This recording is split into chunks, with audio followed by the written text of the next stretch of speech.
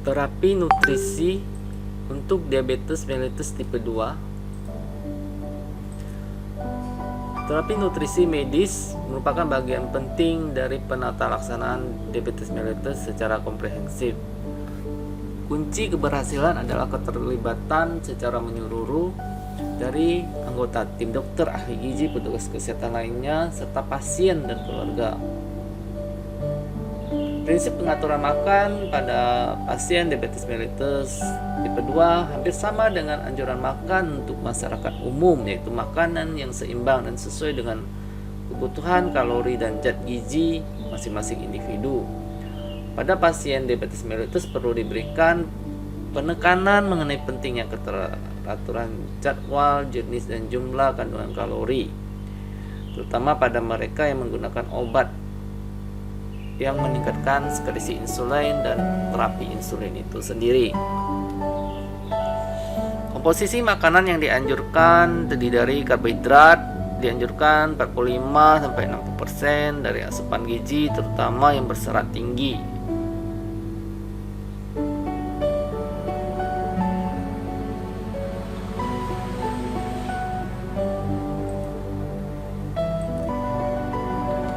Jadi makanan yang dianjurkan adalah pertama, eliminate animal product seperti daging merah, ikan, telur, susu. Kemudian hindari makanan yang berlemak tinggi, hindari lemak.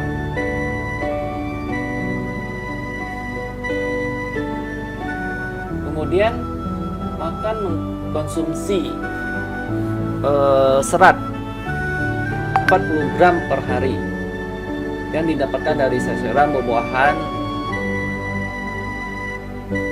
biji-bijian, dan kacang-kacangan.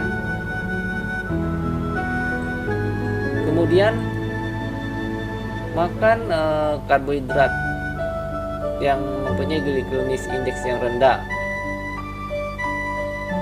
Kemudian untuk yang vegan kita perlu suplementasi atau fortifikasi vitamin B12.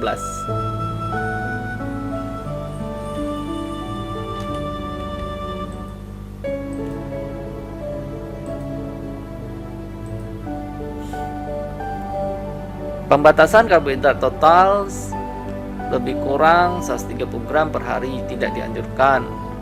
Jadi makanan karbohidrat yang kita makan itu adalah karbohidrat kompleks seperti nasi merah, nasi coklat, ubi, singkong yang direbus, kentang, jagung yang direbus. Begitu. Glukosa dalam bumbu diperbolehkan sehingga pasien diabetes dapat makan dengan makanan keluarga yang lain. Sukrosa tidak boleh lebih dari 5% dari total asupan energi. Dianjurkan makan 3 kali sehari, bila perlu dapat diberikan makanan selingan seperti buah atau makanan lain sebagai bagian dari kebutuhan kalori sehari.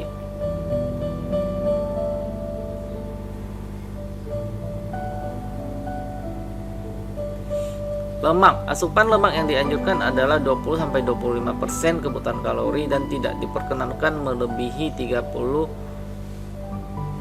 total asupan kalori.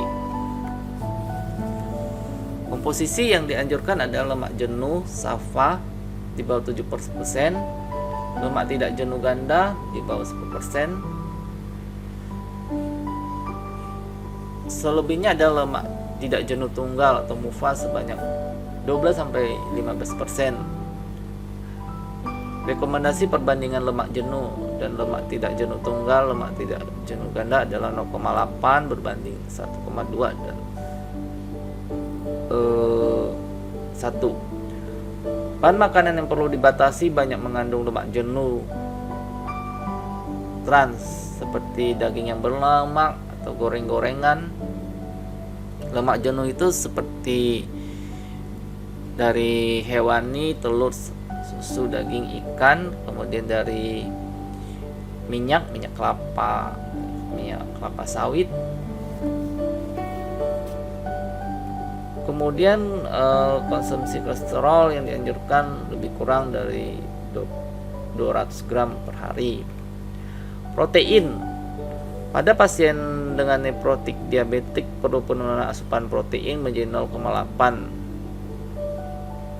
atau 10% dari kebutuhan energi, dengan 65% diantaranya bernilai biologik tinggi.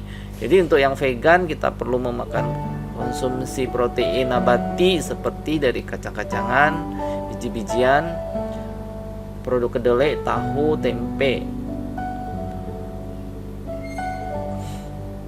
Kemudian pada pasien diabetes mellitus yang sudah menjalani hemodialisis, asupan proteinnya menjadi 1-2 gram berat badan per hari.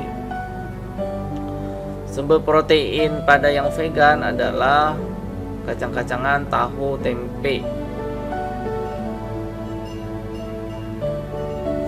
Kemudian natrium di bawah 1500 mg per hari. Pada upaya pembatasan asupan natrium ini perlu memperhatikan bahan yang mengandung nilai tinggi natrium: garam dapur, monosodium glutamat, soda, bahan pengawet, natrium benzoat, dan natrium nitrit. Serat. Pasien DM dianjurkan mengkonsumsi serat dari kacang-kacangan, buah-buahan, sayur-sayuran, serta karbohidrat yang tinggi serat. Jumlah konsumsi serat yang disarankan adalah 20-35 gram per hari. Kemudian pemanis alternatif yang aman digunakan tidak melebihi batas aman. Pemanis alternatif dikelompokkan menjadi pemanis berkalori dan pemanis tidak berkalori. Pemanis berkalori perlu diperhitungkan kandungan kalori sebagai bagian dari kebutuhan kalori seperti glukosa, alkohol, dan fruktosa. Glukosa, alkohol seperti immortal, laktitol, maltitol, manitol, sorbitol, dan xylitol. Ini yang dihindari. Fruktosa tidak dianjurkan pada pasien DM karena dapat meningkatkan kadar LDL, namun tidak ada alasan menghindari makanan seperti buah dan sayuran yang mengandung fruktosa alami. Jadi kalau fruktosa alami dari sayur buah sih tidak masalah. Pemanis yang tidak berkalori seperti aspartam, sakarin, asesulfam, potasium, sukrose, niotam ini dihindari. Kemudian kebutuhan kalori. Ada beberapa cara menentukan jumlah kalori yang dibutuhkan pasien DM, antara lain dengan memperhitungkan kebutuhan kalori basal besarnya 25-30 kal per kilogram berat badan. Jumlah kebutuhan ditambah dikurangi bergantung pada faktor jenis kelamin, umur, aktivitas, berat badan, dan lain-lain. Beberapa cara perhitungan berat badan ideal adalah sebagai berikut. Berat badan ideal menggunakan rumus Broca. Berat badan ideal 90% kali tinggi badan dalam cm minus 100 kali 1 kg.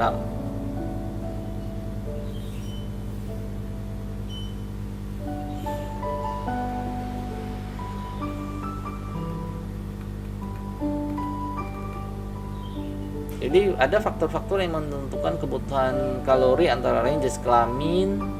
Kalau kebutuhan kalori basal per hari untuk perempuan ada 25, sedangkan untuk laki-laki atau pria 30 kalori per kilogram berat badan. Kalau umurnya di atas 40 tahun dikurangi 5%. Pasien yang umur 60-90 tahun dikurangi 10%. Pasien usia 70 tahun dikurangi 20%. Aktivitas fisik. Kebutuhan kalori dapat ditambah sesuai dengan intensitas aktivitas fisik. Penambahan 10% dari kebutuhan basal.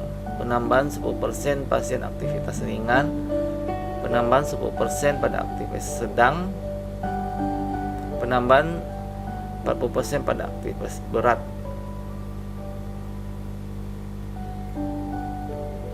Penambahan 50% pada aktivitas sangat berat. Kemudian pada stres metabolik 10-30%